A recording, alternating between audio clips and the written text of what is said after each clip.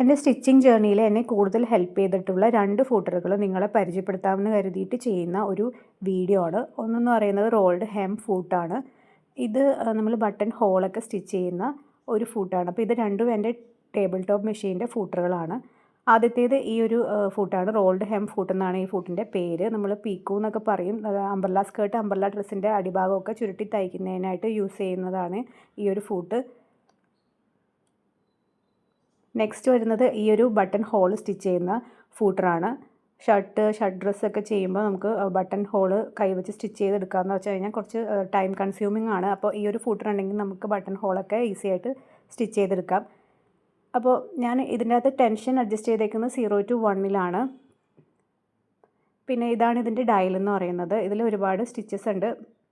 ഇത് സിംഗറിൻ്റെ table top start മോഡലാണ് കേട്ടോ. അപ്പോൾ ഈ മെഷീനെ പറ്റിയിട്ടുള്ള ഒരു ഡീറ്റെയിൽ വീഡിയോ ഞാൻ ചാനലിൽ ഓൾറെഡി അപ്ലോഡ് ചെയ്തിട്ടുണ്ട്. അപ്പോൾ ഈ 6 സ്റ്റിച്ചസ് ഇത്രയും ഈ ലെങ്ത്തിലാണ് ഉള്ളത്. ചെറുത്, തീരെ ചെറുത്, പിന്നെ കുറച്ച് വലുത്, പിന്നെ ഒരു വിട്ടിട്ടുള്ളൊരു മോഡലാണ് ലാസ്റ്റ് 4ാമത്തെ കാണിക്കുന്നത്. അത് ഞാൻ ചെയ്തിട്ടുള്ള വീഡിയോ കാണിക്കുന്നുണ്ട്. അപ്പോൾ ഞാൻ ഇതിനകത്ത് ഏറ്റവും കൂടുതൽ യൂസ് ചെയ്തത് ഈ ഒരു മോഡലാണ്. ഈ ഒരു എന്താ പറയുക, ഈ ലെങ്ത്തിലുള്ള ഒരു 6 സ്റ്റിച്ചാണ് കൂടുതൽ യൂസ് ചെയ്യുന്നത്. തീരെ ചെറിയ ഒരു ലെങ്ത്തുള്ളത് അങ്ങനെ ഞാൻ യൂസ് ചെയ്യാറില്ല കേട്ടോ. പണ്ടൊക്കെ യൂസ് ചെയ്തിട്ടുണ്ടായിരുന്നു. അപ്പോൾ ഈ ഒരു ഫൂട്ട് നമുക്ക് ഇടാനും ഊരാനൊക്കെ നല്ല ഈസിയാണ്. ഇതുപോലെ ജസ്റ്റ് പ്രസ് ചെയ്ത് കൊടുത്താൽ മതി. ഇവിടെ ഞാൻ നിങ്ങളെ കാണിച്ചു തരാൻ വേണ്ടിയിട്ടൊരു ചെറിയൊരു പീസ് തുണി എടുത്തിട്ടുണ്ട്. ഞാനൊരു റൗണ്ട് ഷേപ്പിൽ കട്ട് ചെയ്തെടുത്തിട്ടുണ്ട്. ഇതിൻ്റെ അറ്റം വശം ഈ ഫൂട്ടറിൻ്റെ ഉള്ളിൽ ചെറിയൊരു കേവ് പോലെയുള്ള ഭാഗത്തേക്കൊന്ന് ചെറുതായിട്ടൊന്ന് ചുരുട്ടി പിടിച്ച് കൊടുത്തിട്ട് സ്റ്റിച്ച് ചെയ്യാൻ സ്റ്റാർട്ട് ചെയ്യാം. അപ്പോൾ സ്റ്റിച്ച് ചെയ്യുമ്പോഴത്തേക്കും നമ്മൾ ഇതുപോലെ ഒന്ന് തുണി ഒന്ന് ജസ്റ്റ് ഇതുപോലെ ചുരുട്ടി കൊടുക്കണം.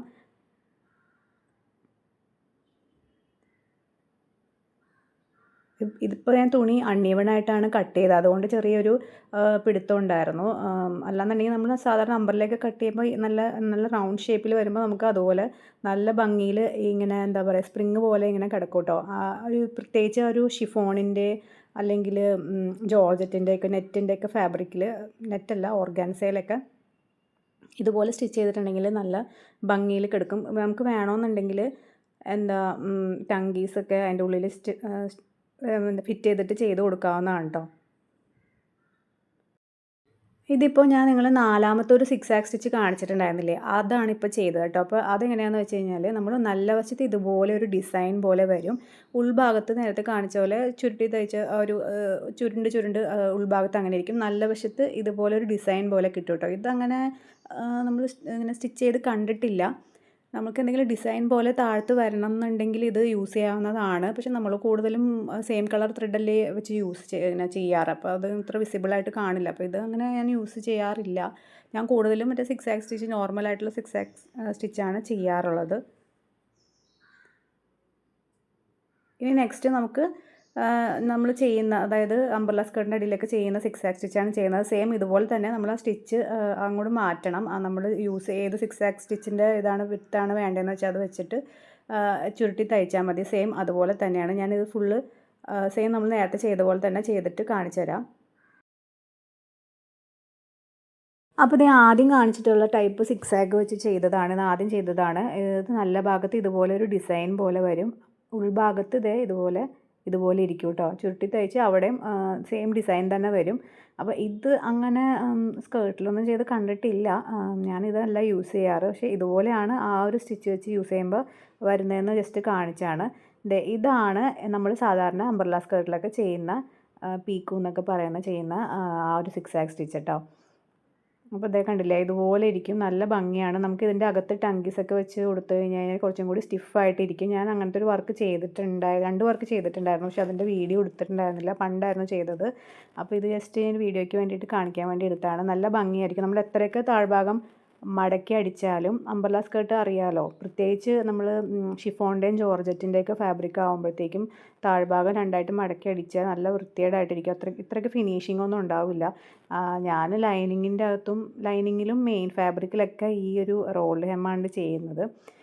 സമയം ഇല്ലെങ്കിലെന്നല്ല, കൂടുതൽ ഇത് തന്നെയാണ് ചെയ്യണത്. മറ്റേത് കോട്ടണിലൊക്കെ നമുക്ക് പിന്നെ 2ആയിട്ട് മടക്കിയൊക്കെ അടിച്ചു കഴിഞ്ഞാൽ കുഴപ്പമില്ല. പക്ഷേ ഇങ്ങനത്തെ ഒരു ഫാബ്രിക്കിലൊക്കെ നമുക്ക് ഈ ഒരു റോൾഡ് ഹെം ഉണ്ടെങ്കിൽ നല്ല ഈസി ആയിട്ട് കാര്യം കഴിയും കേട്ടോ. ഇതൊക്കെ എൻ്റെ പഴയ കുറച്ച് ഡ്രസ്സുകൾ കാണിച്ചു തന്നാട്ടോ ഈ ഒരു വർക്ക് ചെയ്തത്.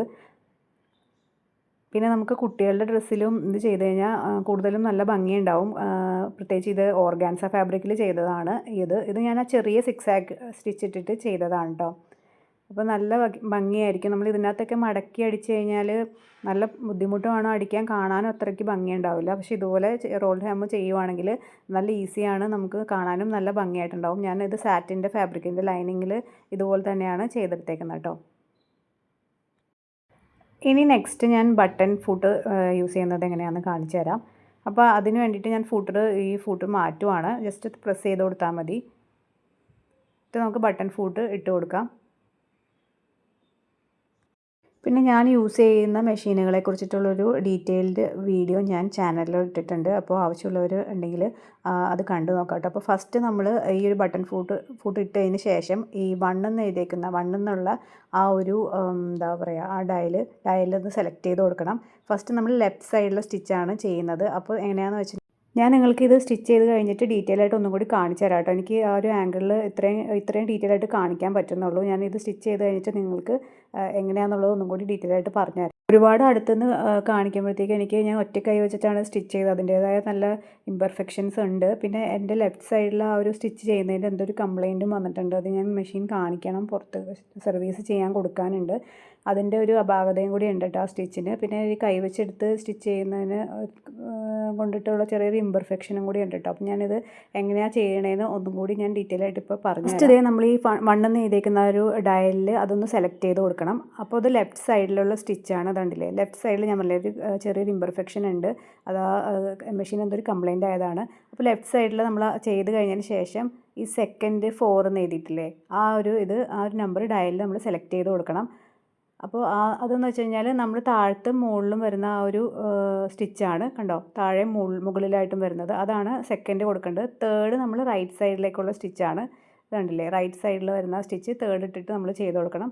ലാസ്റ്റ് അഗെയിൻ നമ്മൾ ആ 2nd 4 എന്ന് ഇട്ടിട്ടില്ലേ, 2nd 4ഉം അത് തന്നെയാണ്, അത് സെലക്ട് ചെയ്ത് കൊടുക്കണം. അപ്പോൾ താഴെ ഭാഗം ഇതുപോലെ ഫിനിഷ് ചെയ്തെടുക്കാൻ പറ്റും കേട്ടോ. അത് കഴിഞ്ഞിട്ട് നമുക്ക് ഈ നടുക്ക് ഒന്ന് ഹോൾ ഇട്ട് കൊടുത്തു കഴിഞ്ഞാൽ നമുക്ക് ബട്ടൺ ഹോൾ റെഡി ആയിട്ടോ. അപ്പോൾ ഇതാണ് ഇന്നത്തെ വീഡിയോ എന്ന് പറയുന്നത്. നിങ്ങൾക്ക് ഈ വീഡിയോ ഇഷ്ടമായി യൂസ്ഫുൾ ആയെന്ന് തോന്നുമെങ്കിൽ നിങ്ങൾ ചാനലൊന്ന് സബ്സ്ക്രൈബ് ചെയ്യുക.